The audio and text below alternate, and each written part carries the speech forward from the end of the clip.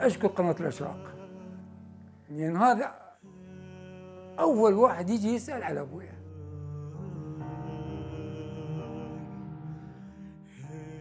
أنا فيصل ابن الشهيد كريم مجيد ولد بك من عشيرة قرلوس. والدي انعدم سنة 1972. أنا طالب صف ثاني متوسط، يعني حسيت أني مراقب. سقطوني بيا درس، سقطوني بدرس الفنية.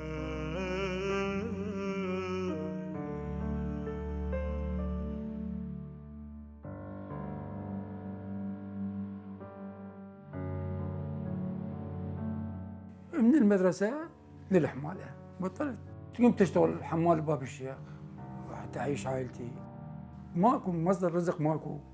الحجي الله يرحمه كان يسوي ليفه، نعرف شغلات بسيطة. الحكم حسب ما قال عمي الله يرحمه، قال صفق للقاضي بمحكمة الثورة، قال تحيا العدالة.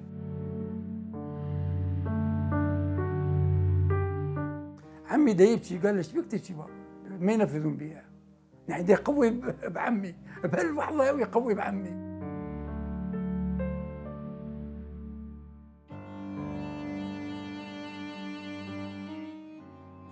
الله يرحمه ابويا من استشهد ما كان عنده تقول عاف لك ورث او عاف لك بيت او عاف لك فلان شيء او عاف لك فلان شيء، لكن ورثنا من عنده في شيء يمكن احسن من ذني، احسن من البيت واحسن من هذا.